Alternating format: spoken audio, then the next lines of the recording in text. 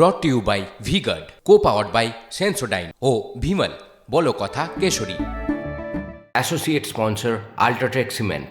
নিয়োগে দুর্নীতি, চাকরি নেই বাংলায়। যাদবপুরের মতো নামজাদা বিশ্ববিদ্যালয়েও কমছে আবেদন।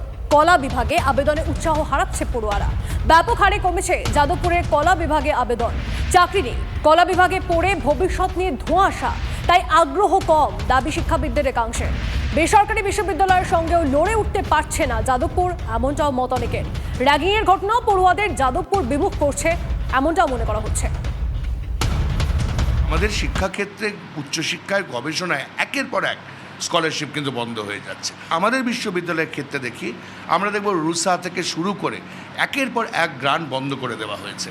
এবং এর ফলে যে পরিস্থিতি সৃষ্টি হচ্ছে, যে প্রাইভেট ইউনিভার্সিটিগুলো তারা কিন্তু অনেক বেশি ফেসিলিটি দিচ্ছে এবং ধীরে ধীরে দেখা যাচ্ছে যে কলা বিভাগের মতন সাবজেক্টেও কিন্তু প্রাইভেট ইউনিভার্সিটিগুলোতে ছাত্র বা ছাত্রীর সংখ্যা বেড়ে যাচ্ছে।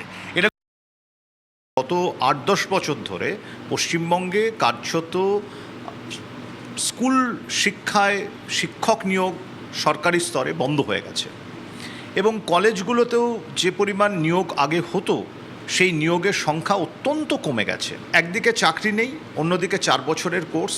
এই দুটোর কারণে ছাত্রছাত্রীদের মধ্যে প্রথাগত অনার্স পড়ার যে প্রবণতা সেটা কিছুটা কমছে বলে সার্বিকভাবে আমার মনে হয়েছে।